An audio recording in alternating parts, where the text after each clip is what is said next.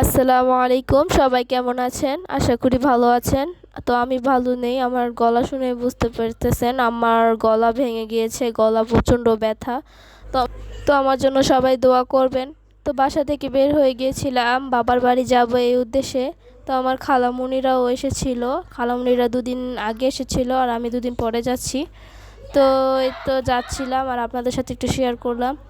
আর এই রিসোর্টটা কে কে চিনেন অবশ্যই কিন্তু কমেন্ট বক্সে জানাবেন। যারা এর আশেপাশে থাকে, আমার ব্লগ দেখেন তারাও জানাবেন, যারা ভিডিও দেখেন দূর থেকে তারাও জানাবেন। তো এটা হচ্ছে একটা নামকরা রিসোর্ট, রয়্যাল রিসোর্ট। তো এই তো যাচ্ছি। তো দেখতে দেখতে বাস স্টেশনের কাছাকাছি চলে এসেছি এবং ব্রিজে উঠে পড়েছি, এপার থেকে ওপারে যাব। এবং এই তো যে বাসগুলো দেখা যাচ্ছিল সেই বাসগুলোতে করে যাব। তো তো দেখতে দেখতে বাসে উঠে পড়েছি এবং বাসও ছেড়ে দিয়েছে এবং বাবার বাড়িতে যাব। তো এই তো দেখতে থাকুন ভিডিও। এদিক থেকে আমার ছেলে তার বাবার কোলে বসে আছে এবং তার মনটা খুবই খারাপ ছিল। তো দেখতে থাকুন আমাদের ভিডিও, আর কেমন লাগে জানাবেন। তো দেখতে দেখতে বাসায় চলে এসেছি আর এটা ছিল আমার ছোট্ট ভাই, খালাতো ভাই। খুবই লক্ষ্মী একটা ছেলে, মাশাল্লাহ, সবাই মাশাল্লাহ বলবেন। তো এদিক থেকে আমার ছেলে আর আমার খালাতো ভাই খেলা করছিল।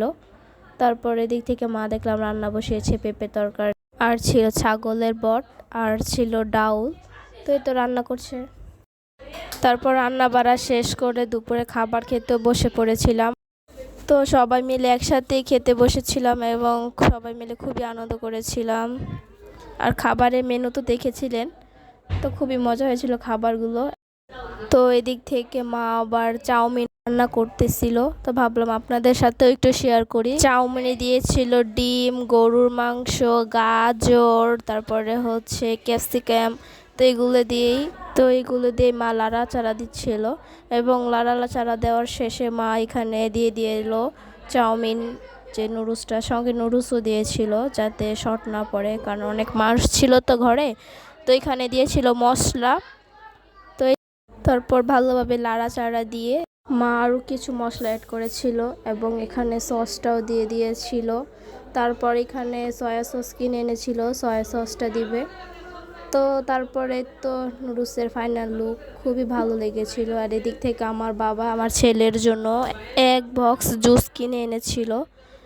তো এই তো আমার বাবার কাজ এগুলি, তো আমার ছেলে যা চাবে তাই এনে দিবে, যদি বলে চা দই এনে দিবে।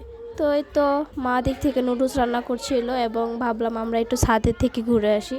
তো এই তো এদিক থেকে আপনার এর আগে একটা ব্লগে দেখেছিলেন যে বাবা আর আম্মু মিলে পেঁপে গাছ আর হচ্ছে পুঁইশাক গাছ লাগিয়েছিল। আর পুঁইশাকগুলোর চারাগুলো বড় বড় হয়ে গিয়েছিল এবং খুবই সুন্দর লাগছিল, সবুজ সবুজ দেখাচ্ছিল। আবার আকাশের আবহাওয়াটা অনেক সুন্দর ছিল। তো ছাদের আকাশে ডাকছিল দেখে আমরা নেমে পড়েছি। তো এই তো আকাশের অবস্থা, চারিদিকে অন্ধকার হয়েছিল আর বৃষ্টির ফোঁটা পড়ছিল, যার কারণে আমরা ভাবলাম নেমে যাই, যেহেতু ছোট বাচ্চা নিয়ে গিয়েছিলাম। তো এই তো যে এমন ভাবা তেমন কাজ, চলে এসেছি। আর এটা ছিল পরের দিনের ভিডিও। বাবা অনেকগুলো মাছ কিনে এনেছিল কয়েক রকমের, খালামুনিরা এসেছে, আঙ্কেলরা এসেছে, এই জন্য কয়েক রকমের মাছ কিনে এনেছে। তো এই তো আমার খালামুনি সব করছিল এবং আমি একটু ভিডিও করলাম। তারপরে দিক থেকে বাহিরের একটা বিলাই মাছ দেখে পাগল হয়ে গেছে, শুধু মেয়া মেয়া করছিল। এদিক থেকে মা খাসির মাংস বসিয়েছিল, ডাউল বসিয়েছিল, চিংড়ি মাছ এনেছিল, আর চিংড়ি মাছ দিয়ে করলাতে ভাজি করা হয়েছিল, খুবই মজা লেগেছিল। এবং এদিক থেকে আমাদের কালিয়ার বাবু হয়েছে 3টা। তো আপনারা তো এর আগে ওকে দেখেছিলেন, ওর বাবু পেটে ছিল। যাই হোক, ওর 3টা বাবু হয়েছে, 4টা বাবু হয়েছিল, কিন্তু একটা বলে মারা গিয়েছে আর 3টা রয়েছে। 3টার থেকে একটা অনেক সুন্দর। আর আপনাদের কাছে কোনটা বেশি ভালো লেগেছে অবশ্যই জানাবেন, আর আপনারা যদি কেউ নিতে যান অবশ্যই বলবেন। তো এই তো তারা লিচু খাচ্ছিল, ভাবলাম একটু শ্যুট করি। তো এই তো দুপুরে ছিল পোলাও, খাসির মাংস, তারপরে ছিল ভাত, তারপরে আমার ছেলের জন্য খিচুড়ি। আমার প্লেটটা সাজানো কেমন হয়েছে জানাবেন। তো ছাদে গিয়ে আমার ছেলে ঝাড়ু দিচ্ছিল এবং খুবই আনন্দ করছিল। তো আমি একটু উপরে ছাদে উঠেছিলাম, কারণ আমার ছোট বোন আর আমার আঙ্কেল আর আমার আরও ছোট 2টো বোন তো এই তো তারা সবাই উপরে আনন্দ করছিল আর আমি আমার ছেলের সাথে একটু লুকোচুরি খেলছিলাম। তারপর আকাশের ভিউটাও খুবই সুন্দর ছিল, মেঘলা মেঘলা ছিল আর আকাশে কিন্তু ডাক ছিল এবং ফুটা ফুটা বৃষ্টিও পড়ছিল, যার কারণে আমরা বেশিক্ষণ ছাদে থাকতে পারিনি। এদিক থেকে আমাদের ড্রাগন গাছটাও একটু শ্যুট করলাম, ড্রাগন গাছটাও বড় হচ্ছিল। তো যাই হোক, এখন আর ড্রাগন ধরে না, তো যাই হোক ড্রাগন ধরবো না সময় মতো, ড্রাগনের সিজন আসলে। তারপর এদিক থেকে আমার ছোট বোন খেলা করছিল, দৌড়াদৌড়ি করছিল। আর ভিডিওটা কেমন লেগেছে অবশ্যই জানাবেন।